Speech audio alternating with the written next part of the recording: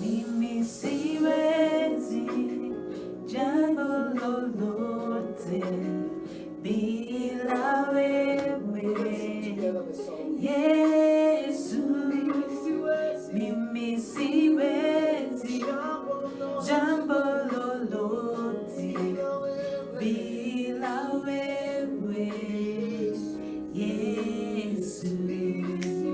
Mimi siwezi neno lolote bila wewe Yesu. Mimi siwezi jambo lolote bila wewe Yesu. Oh, Yesu. Oh, Yesu. Oh, Yesu. Oh,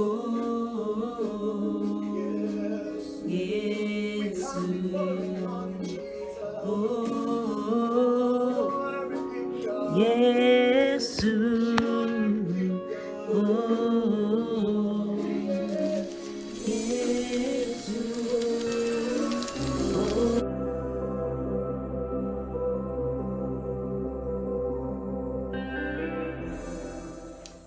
Hi there and welcome to With Wanza. My name is Wanza. Thank you so much for tuning in.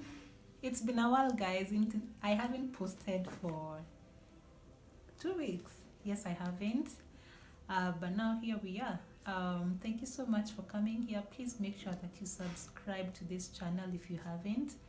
Yeah, and make sure that you like this video. So today I'm gonna be talking about my journey of salvation, how I gave my life to Christ, and the reason why I'm sharing this story is to inspire somebody who either wants to give their life to Christ and they're wondering why, or just to encourage someone else as they hear my story, you know.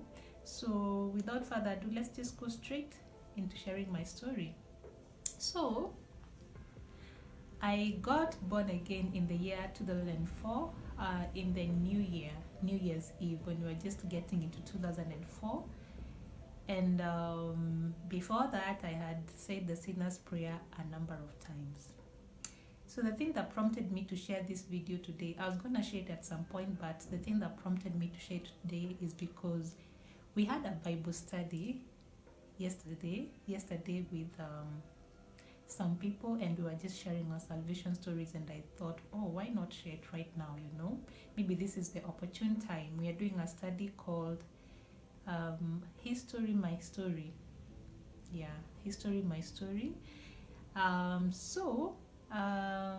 grew up as a Catholic, and most of my childhood I was a Catholic, and I was also a Protestant. So it's like I used to attend those two churches because my mom was Catholic and my dad was Protestant. But what I can say is that I grew up in church. That's what I can say. Would go for Sunday school, then later I'd go for the service or youth, whatever. But the thing is, okay, I haven't reached that level for youth services and all that. But the thing is, I grew up in a Christian environment, and we used to listen to Christian music and all those things. But we listen to mixed music. Sometimes we'd listen to reggae, zilizopendwa, and all those kind of things. Yeah, so as I was attending Sunday school and all that, I can say I was a religious person, you know, a person who their knowing of God is from a place of rules, you know. This is how God wants me to live. If you do this, you're sinning. If you do this, you're not a Christian. And, you know, you have that a judgmental attitude of what it means to be a Christian and what it doesn't mean. But it's not from a point of having a walk with God. And I think I was just a religious person who actually didn't have a walk with God. So that's what I am, and that's what I was. And I remember a number of times saying the sinner's prayer, but I don't think that this was from a point of conviction. I think it's just because there were those opportunities when maybe a group of Christians came and they played a very scary film that has to do that just got me so scared. And when they say you must give your life to Christ if you don't want to go to hell, I think I'll just say the sinner's prayer out of fear that I may actually that fear of, oh my God, if I don't give my life to Christ, what's going to happen? So I think I say the sinner's prayer maybe once or twice or 3 times maybe, out of that fear. But then I remember for me, the time that I really started thinking about godly stuff in a more serious way, even though I didn't quite understand what I was longing for. It was God that I was longing for, but I didn't quite understand it. And this was happening at a time when we lost our mom, and that was, we had lost our mom in 2003. All right.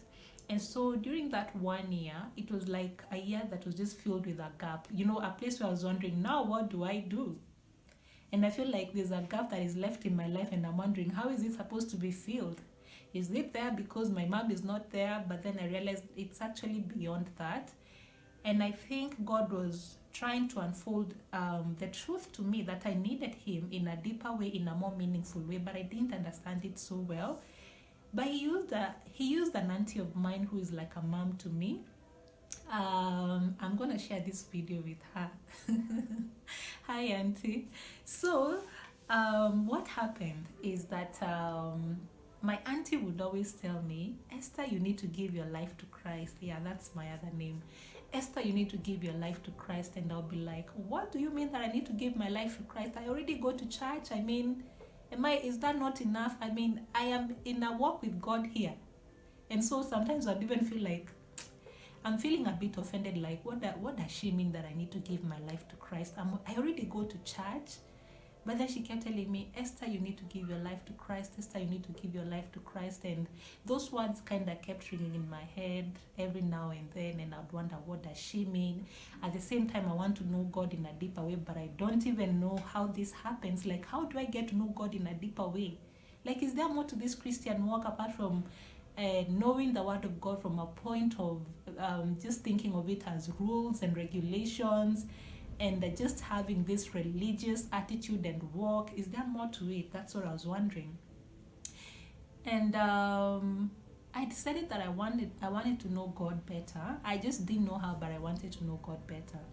And so I remember one time I had visited my auntie. I used to visit her a lot. And now we were going for the New Year's Kesha. That was in December 31st, 2003. So we were going for the New Year's Kesha to 2004.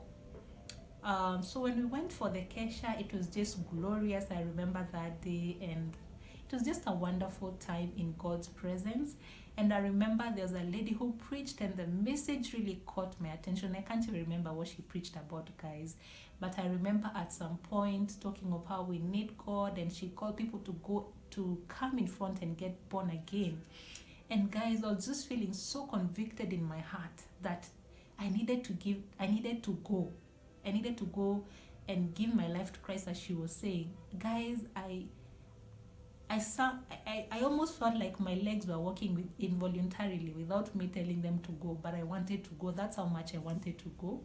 So I found myself at the front, and I got prayed for, and I got prayed for, and then we were taken to a back room somewhere, and we were prayed some more.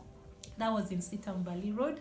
And that's how I gave my life to Christ. And I remember that day after the Kesha, my auntie bought me is it called Daily Bread, that book, and it really helped me in my growing as a new Christian. And I was in class 7 then. So when I joined high school, or rather even before I joined high school, I realized that God was growing me in his knowledge little by little. And when I got into high school, I was discipled some more and more, by a lady who really did a very wonderful job just teaching us to walk with God in a more closer way. And my walk with God continued to grow. So you may be asking, so what changed after I gave my life to Christ? I'd like to put a disclaimer first and say that when you give your life to Christ, it doesn't mean that your life is going to be troubleless. Is that the right word to use? Your life is not going to be it's not going to be short of trouble. The word of God says that in this world you will have many troubles. And so being a Christian doesn't mean that your life is going to be smooth sailing. But what I can say, when I gave my life to Christ, I realized that I had this knowing that God is with me. And I could tell that His Spirit is in me. And God is with me and is guiding me and directing my steps and just walking with me in everything. I didn't feel alone. I knew without a shadow of a doubt that God was working with me. And I saw God transform my life gradually but surely, changing the way I was thinking, the way I perceived things, the way I lived my life. God started changing my life little by little but surely. So the things that I found that I loved before, I began to have a different aspect. I began to have a different way of thinking slowly, and God transformed me slowly by slowly. And so the major things, maybe I can just share one or two things that I can say were different for me when I gave my life to Christ. One, my life had a sense of direction. I knew that God was leading me in every step that I was taking. I was not alone. I was not just clueless and pointless in life. Sometimes you can just be wondering, what am I doing with my life? But I sensed God leading me and helping me to walk my life well according to His purposes. The other thing is that God did things that I wouldn't have achieved on my own. That is the time that it was like a year after we had lost our mom, and I was still nursing the pain of losing my mom, and it was not easy.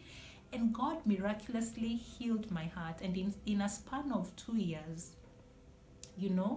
my heart was healed from the pain of losing my mom, and I was no longer sorrowful. I was no longer just in that place of being so sad and you feel like you can't move on with life. God took me away from that place and He completely healed my heart. So that is one thing, that is one miracle that God did for me. And I remember during that time also, I had developed ulcers.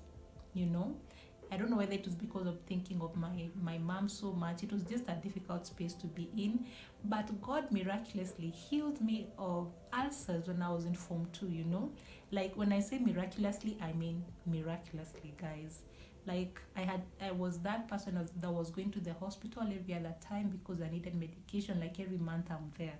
But this one time I remember I had prayed a number of times, and this one particular day I just prayed and asked God that if you don't heal me today, God, I'm not going to continue taking medicine. A story for another day, but God healed me right there and then, guys. It was a miracle as that. And since then I don't get heartburns, I don't get all those kind of things. God healed me completely. Yeah, so those are those are two things maybe that I can share that God did for me. What's the other thing that I can share, guys? Maybe the other thing that I can mention is that God also gave me meaningful relationships, relationships that I felt built me as a person with other believers, and a fellowship that I felt enriched my life, and I could tell that this is the doing of the Lord. So I hope my story inspires you. And the reason why I'm sharing this story is so that it can be an encouragement to someone. And I also encourage you to share your testimony. Don't keep it to yourself. Let your light shine out there. As Christians, God tells us that our light should shine out there. So when we are born again, people should know that we are born again. Let us share our testimonies. The other time I was reading on news somewhere on social media, that there's a socialite from Zimbabwe that passed on just the other day. And she just passed on without knowing Christ. And the thing is, she had foreseen her death. I don't know whether it was in a dream, but she had foreseen it. And she actually later, not so much later, like it didn't even take a long while after she had that dream, she died in a car accident. And when she was trapped in her chair, they were trying, she was screaming for help, like she was screaming for people to come and help her, but they were not able to. And in a few minutes, the car just blew up. and that's how she was gone. And when I was reading this story and just also watching the clips that are related to that story, it just dawned to me that it is important for us to share our message, for it to be out there, because you never know who's going to listen, number one. And number two, that it is pointless to live this life if you're not living it for Christ. You can have everything in the world that can offer, but as the famous saying go, what does it benefit you to gain the whole world and lose your soul? It doesn't make sense, guys.